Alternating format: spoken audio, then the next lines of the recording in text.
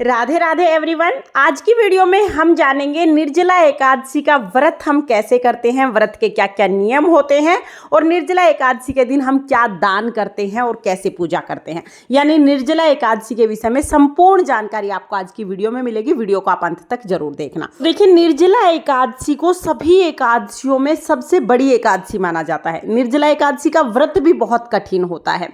एक अगर निर्जला एकादशी का व्रत कर लेते हैं तो साल की सभी एकादशियों के व्रत के समान हमें फल प्राप्त होता है। अब देखिए, निर्जला एकादशी के दिन सुबह सुबह हम स्नान कर लेंगे। स्नान करने के बाद हमें एक चौकी लगानी है। चौकी पर पीले रंग का वस्त्र बिछाएंगे। फूलों का या तिल का आसन देकर श्री हरि विष्णु भगवान के स्वरूप को हम विराजमान कर देंगे।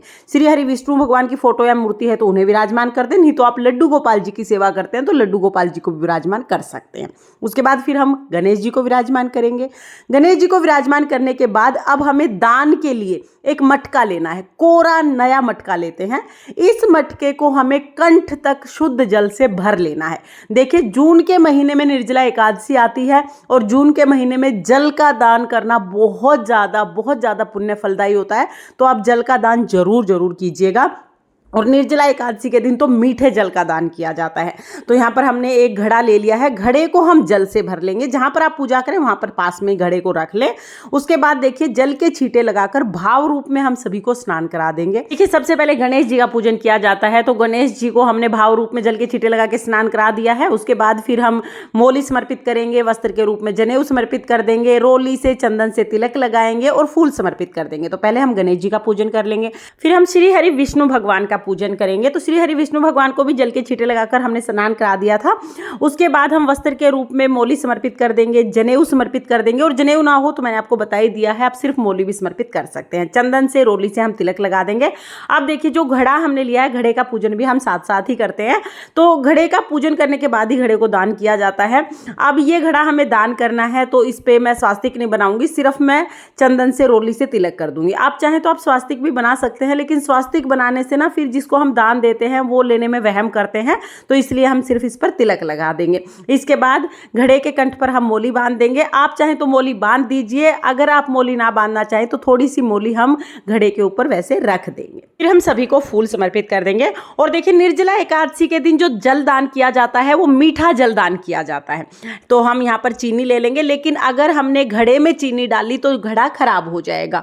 तो हमें क्या करना है, जो भी आप चीनी लेंगे थोड़ा हम भोग के रूप में यहाँ पर गणेश जी को समर्पित कर देंगे, थोड़ा विष्णु भगवान को समर्पित करेंगे, बाकी चीनी हम घड़े के ऊपर रख देंगे। आप चाहे तो 2 दाने घड़े के अंदर डाल सकते हैं, ज्यादा नहीं डालनी है, इसके ऊपर हम रख देंगे। शास्त्रों के अनुसार निर्जला एकादशी के दिन कच्चे आम का दान करना बहुत शुभ माना जाता है। तो भोग में हो सके तो आप कच्चा आम जरूर चढ़ाइएगा, कच्चा ना मिले तो आप पक्का आम ले सकते हैं। तो यहाँ पर पहले हमने गणेश जी को भोग समर्पित कर दिया है, क्योंकि गणेश जी के भोग में हमें तुलसी नहीं डालनी है, इसलिए गणेश जी को अलग से भोग समर्पित करेंगे। उसके बाद तुलसी युक्त भोग हम भगवान विष्णु को समर्पित करेंगे। तो यहाँ पर आप दूध से बनी मिठाइयाँ ले सकते हैं, कोई भी ऋतुफल आप ले सकते हैं, और आम का भोग भी हो सके तो जरूर समर्पित कीजिएगा। अब जो हमने घड़ा लिया है, घड़े के ऊपर भी हम फल जरूर रख देंगे। तो जो भी फल अवेलेबल हो वो घड़े के ऊपर भी आप रख दीजिएगा। आप देखिए, क्योंकि जून के महीने में ये एकादशी आती है तो इसमें हाथ का जो पंखा होता है, हाथ के पंखे का दान करना भी बहुत शुभ माना जाता है। तो एक पंखा आप ले लीजिएगा, एक पंखा हम चढ़ा देंगे। तो साथ में ही हम दक्षिणा जरूर चढ़ाएंगे। दक्षिणा पूजा में रही कमियों को पूरा करती है, तो दक्षिणा आप जरूर चढ़ा दीजिएगा।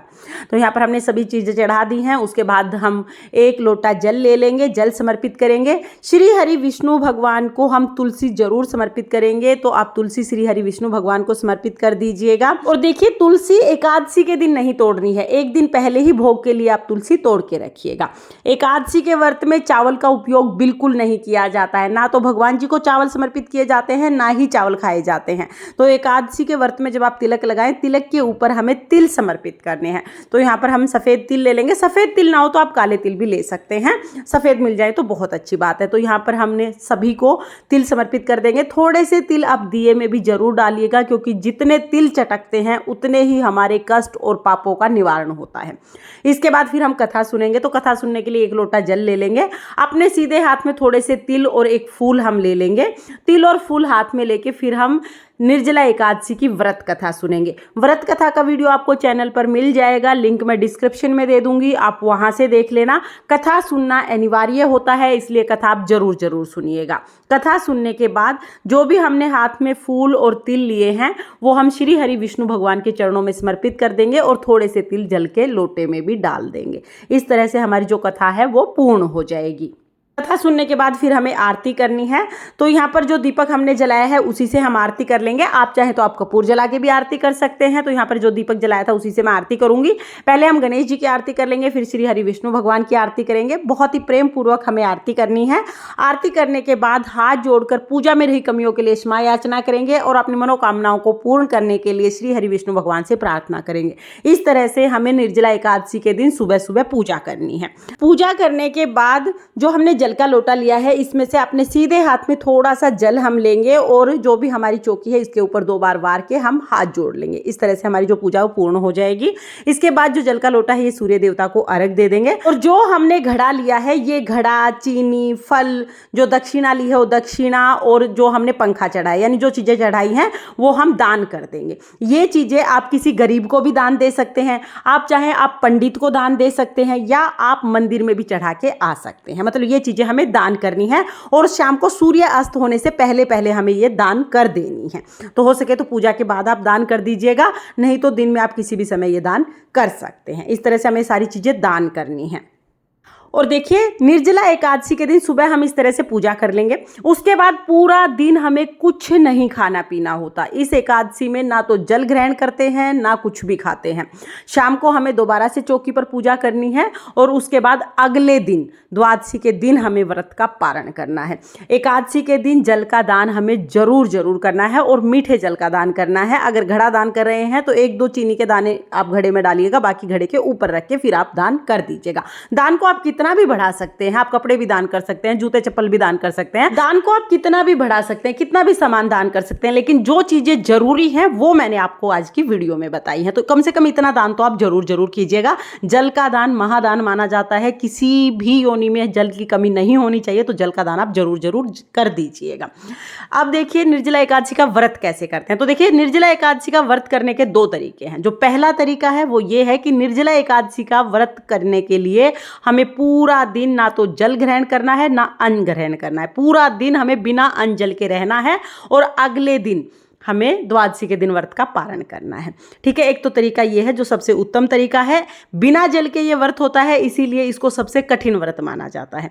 दूसरा जो तरीका है, अगर आप बीमार हैं, प्रेग्नेंट हैं या किसी और कारण से आप पूरा दिन निर्जल नहीं रह सकते हैं तो आप क्या करेंगे, ऐसे में भी आप व्रत कर सकते हैं। अगर आप पूरा दिन निर्जल ना रह पाएं तो सुबह आप इस तरह से पूजा कर लीजिएगा। पूजा करके फिर हम जल दान कर देंगे। किसी को भी जल दान करके, किसी को भी जल पिला के उसके बाद फिर आप जल ग्रहण कर सकते हैं। जल का दान दिए बगैर हमें जल बिल्कुल भी ग्रहण नहीं करना है।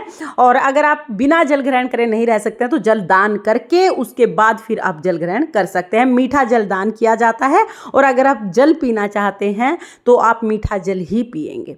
तो इसमें मीठे जल का बहुत ज़्यादा महत्व होता है। तो आप देख लीजिए, अपने सामर्थ्य और अपने स्वास्थ्य को देखते हुए ही आप व्रत का संकल्प लीजिएगा। आप चाहें तो आप निर्जल व्रत कर सकते हैं या आप चाहें तो आप जल का दान करने के बाद आप जल ग्रहण कर सकते हैं। अगर आप किसी भी तरह से व्रत ना कर पाए तो इस दिन कम से कम जल का दान आप जरूर कीजिएगा। तो आपको ये पूजा विधि कैसी लगी कमेंट करके जरूर बताना और चैनल को सब्सक्राइब करके जाना। जय श्री कृष्णा, राधे राधे।